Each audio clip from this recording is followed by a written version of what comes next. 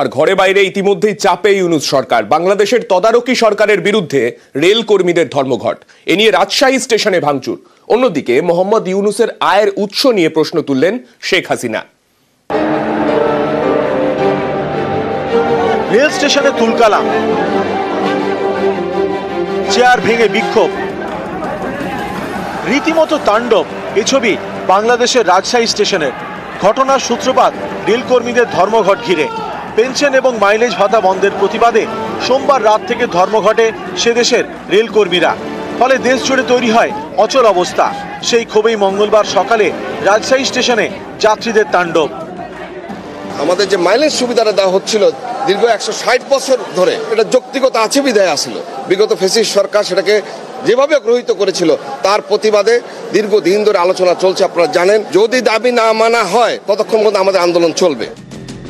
আলোচনার মাধ্যমে রেল কর্মীদের সমস্যার সমাধানের আশ্বাস দিয়েছেন বাংলাদেশের অর্থ উপদেষ্টা।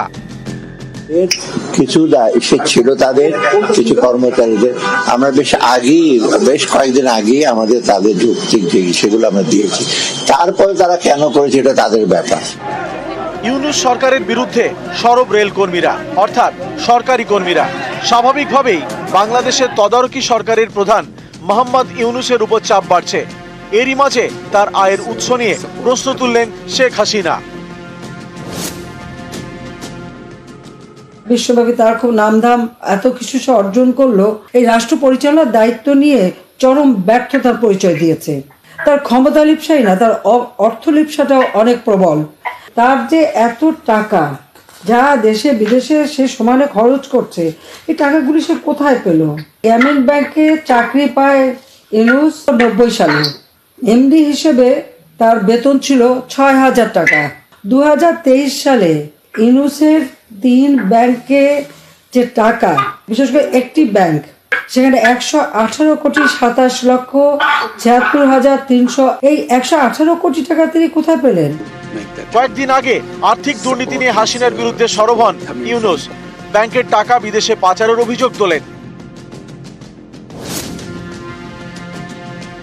Suddenly a new government emerges, build up the economy again, let the economic machine run, because this whole thing is stopped. And when you try to start the economic machine, you say that machine is completely destroyed because money laundered away from the country. Total amount estimated is about $17 billion.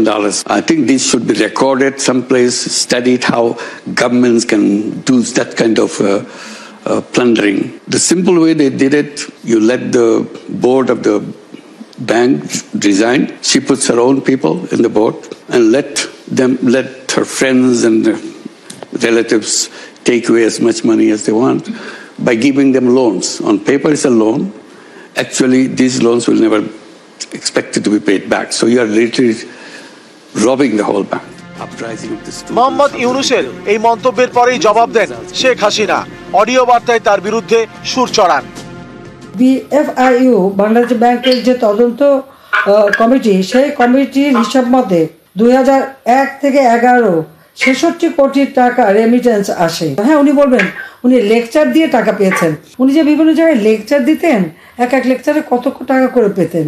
হ্যাঁ, তার বাপের ব্যবসা, সেই ব্যবসা তারও ব্যবসা। সেখানে সে গ্রামীণ ব্যাংকের থেকে মোটা টাকা প্রায় 9 কোটি টাকার মতো তিনি ঋণ দিয়ে অন্য একটা ব্যাংকে যে ঋণ খেলাপি ছিল সেই টাকা শোধ করে, এবং যে টাকা ঋণ দিচ্ছে সে ঋণের টাকাও আবার উনি মাফ করে দেন। এইভাবে গ্রামীণ ব্যাংকের অর্থ 9-6 করে।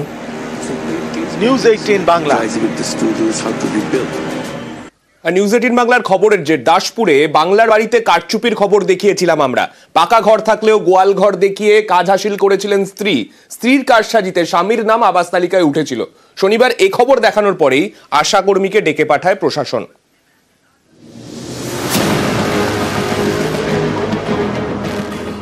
স্ত্রীর কারসাজিতে স্বামীর আবাস, পাকা ঘর থাকলেও গোয়াল ঘর দেখিয়ে বাংলার বাড়ির প্রথম কিস্তির টাকা পকেটে।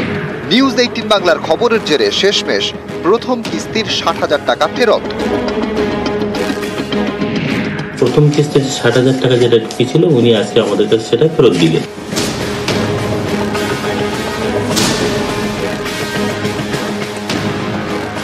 এই দেখুন, একতলা পাকা বাড়ি। পশ্চিম মেদিনীপুরের দাসপুরের ডিহি চেতুয়া গ্রামে এ বাড়ির বাসিন্দা বামাপদ চাকি। তাঁরই নাম ওঠে বাংলার বাড়ি প্রকল্পে। প্রথম কিস্তির টাকা পেয়ে বাড়ি তৈরির জন্য ইটও পড়ে যায়। কিন্তু কিভাবে নাম উঠল বাংলার বাড়ি প্রকল্পে? বামাপদের স্ত্রী রিঙ্কু, তিনি আশা কর্মী। আবাসের সমীক্ষক টিমের সদস্য ছিলেন রিঙ্কু। অভিযোগ, পাকা বাড়ির তথ্য গোপন করেন রিঙ্কু। গোয়াল ঘরকে বসত বাড়ি দেখিয়ে স্বামীর নাম তুলতে কারসাজি করেন। টাকা ফেরত দেবেন না আপনি ঘর করবেন, স্ত্রীকে বলি আপনার স্ত্রীর সঙ্গে তো খারাপ সম্পর্ক, সেই আমাকে যোগাযোগ করে দিচ্ছে। এবারে মানে আপনার স্ত্রী সার্ভে, আমার প্রথমে সার্ভে তো সেই করেছে, সে যেহেতু তার একটা ক্ষমতা আছে সে করে দিয়েছে আপনার, কিন্তু আপনি মনে প্রাণে বলুন দেখি আপনি যোগ্য, তাকে বলবো যে আমার পাওয়ার যোগ্য নয়। শনিবার এ খবর দেখানো হয় নিউজ 18 বাংলায়। খবর দেখানোর পরই তৎপর হয় প্রশাসন। ডেকে পাঠানো হয় রিঙ্কু চাকিকে। বাংলার বাড়ির প্রকল্পের প্রথম কিস্তির টাকা ফেরত দেওয়ার নির্দেশ দেওয়া হয়। সেই মতো প্রথম কিস্তির 60,000 টাকা ফেরত দিলেন রিঙ্কু।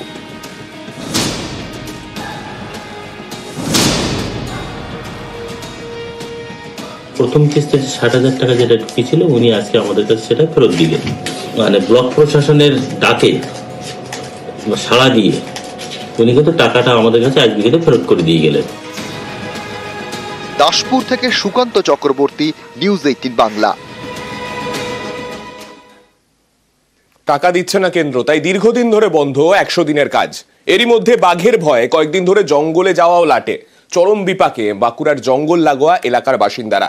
রুটি রুজিতে টান পড়ে গেছে তাদের।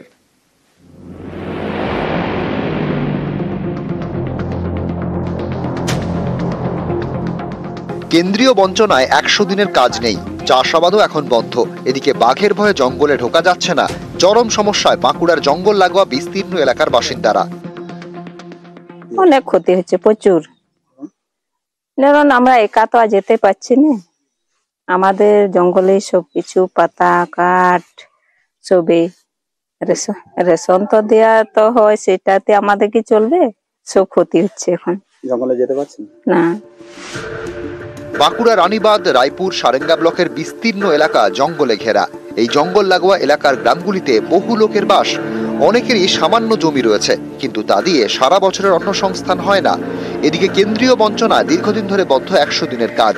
এই অবস্থায় জঙ্গলের কাঠ, পাতা, মধু সংগ্রহ করে দিন গুজরান করেন অনেকে, কিন্তু সেখানেও বাধা। গত কয়েকদিন ধরে বাঁকুড়ার বিভিন্ন অংশে ছড়িয়েছে ডোরা কাটার ভয়। সারেঙ্গা ব্লকের সারেশকোলের জঙ্গলে বাঘের পায়ের ছাপ দেখতে পান স্থানীয়রা। একদিন যেতে না যেতেই 12 মাইল জঙ্গল লাগোয়া গ্রামে মেলে বাঘের পায়ের ছাপ।